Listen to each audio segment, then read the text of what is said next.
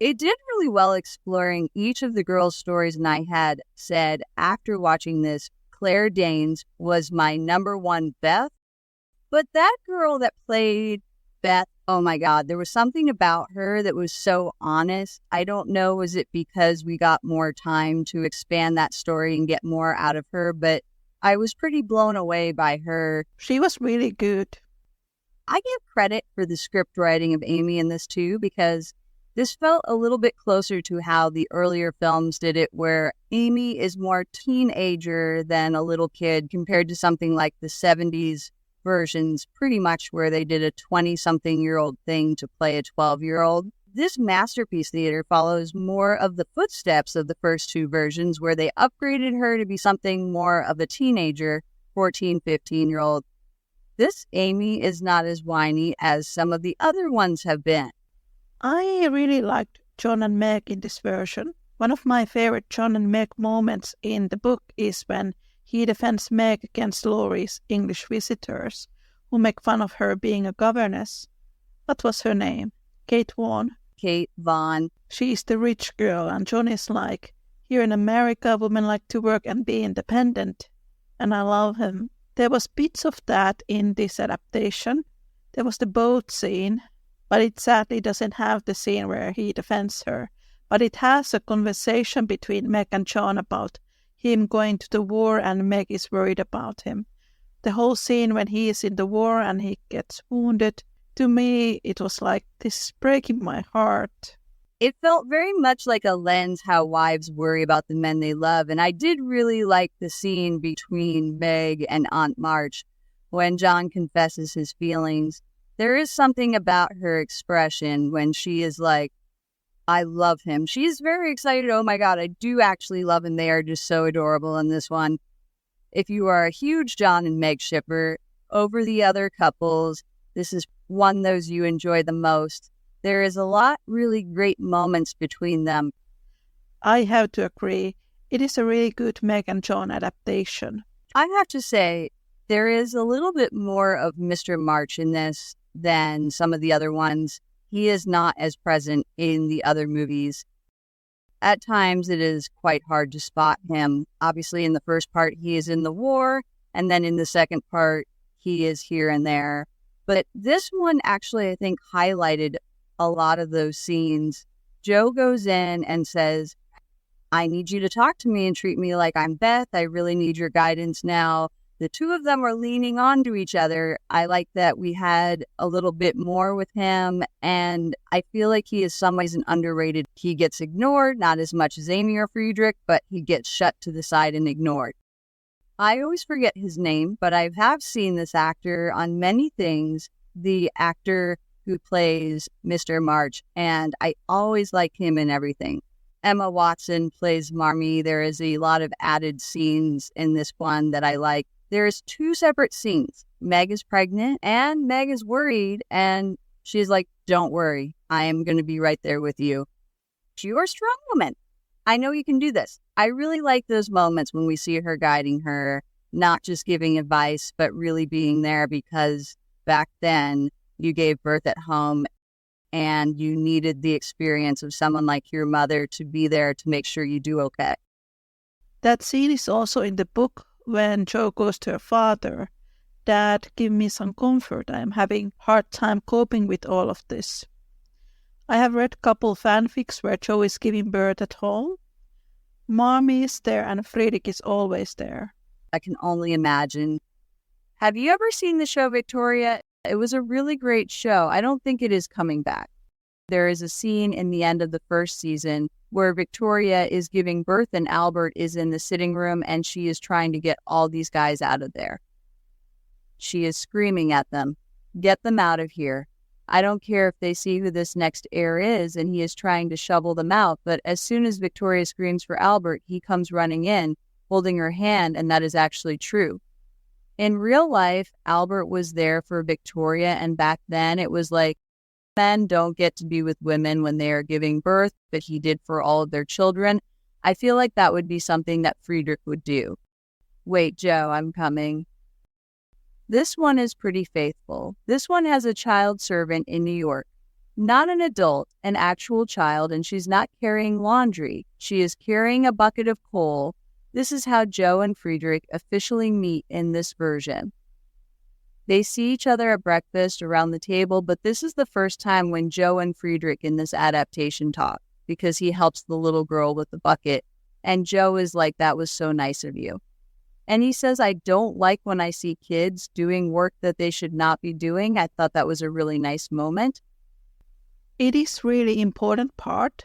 Jo sees that he's good with kids and he is against child labor.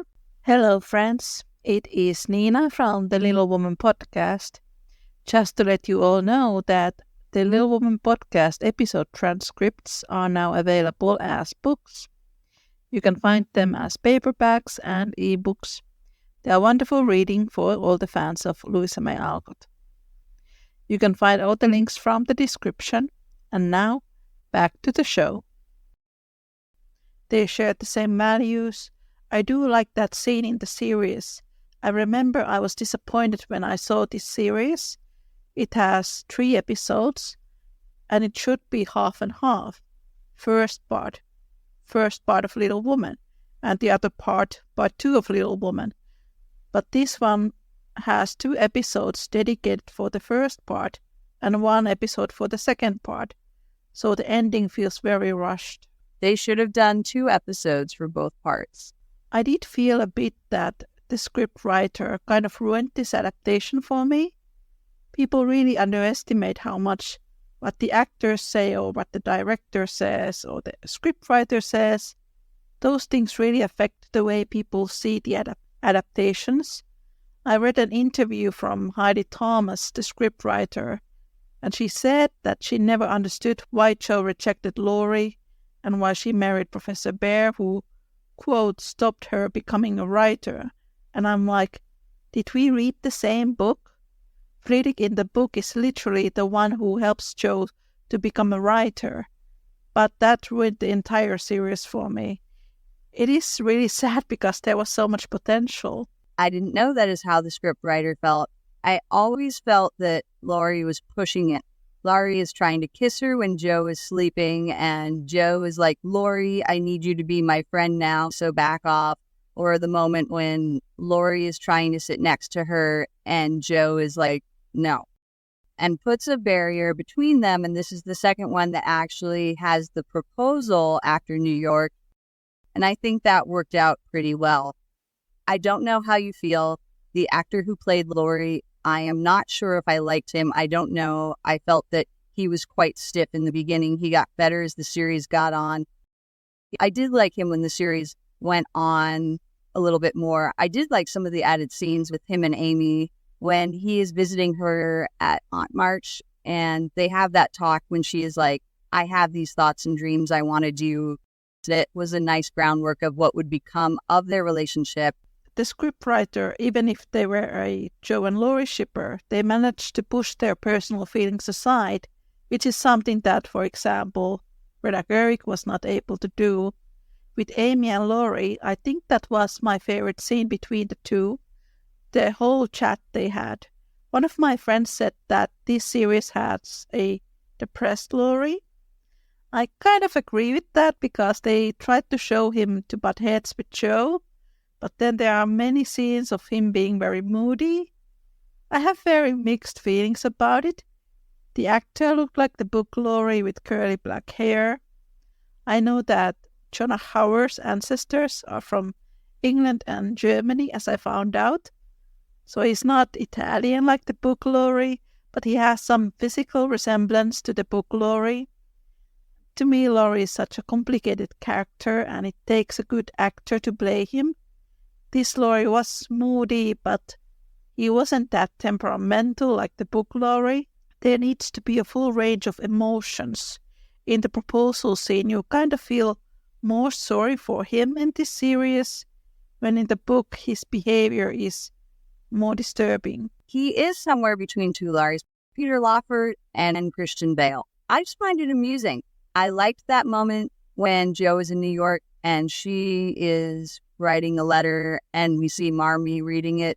The part about Professor Bear, we see a shot of Laurie sitting on the ground just pounding I found that so amusing. Early days of this podcast, I was on YouTube looking for clips from this adaptation for a video essay, and there were so many people in the comments saying Joe and Laurie are so incredibly romantic in this version, and then maybe one or two people saying there are moments when he is kind of creepy.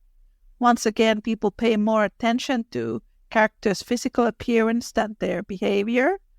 I didn't get a feeling that they were very romantic in this version. I saw a clip from behind the scenes. It was maybe the director who was a Joe and Friedrich shipper, because they talked about their relationship, and Maya Hawke said that first, when I was young, I thought that Joe should be with Laurie, but now when I am older, I got it. And when I saw it, I thought it was nice she was on board with it. I really like this Friedrich. I thought the actor did a pretty good job with it. Oh, he was my favorite in this adaptation, together with Meg and John. He was my favorite character. I wish we could have seen more of him. I did like that we see him in a way we don't see him in the most adaptations. We really do see how Fritz and Joe have an intellectual connection as we see their discussion on philosophy and all that. I thought that the short time they had, there was something there that they managed to make it work. Yes, and oh gosh, that end scene when he comes and he says that he keeps her poem next to his heart. It is so good and it is too much. That is another one that for me shows how he is following her work. Like in the book, I like the little scene. I think you pointed it out in a post. I like the scene where when he comes to Concord and it is Amy that goes, "Don't worry, Joe, we all really like him." It definitely shows that family does like him, but it also shows how hers and Amy's relationship has progressed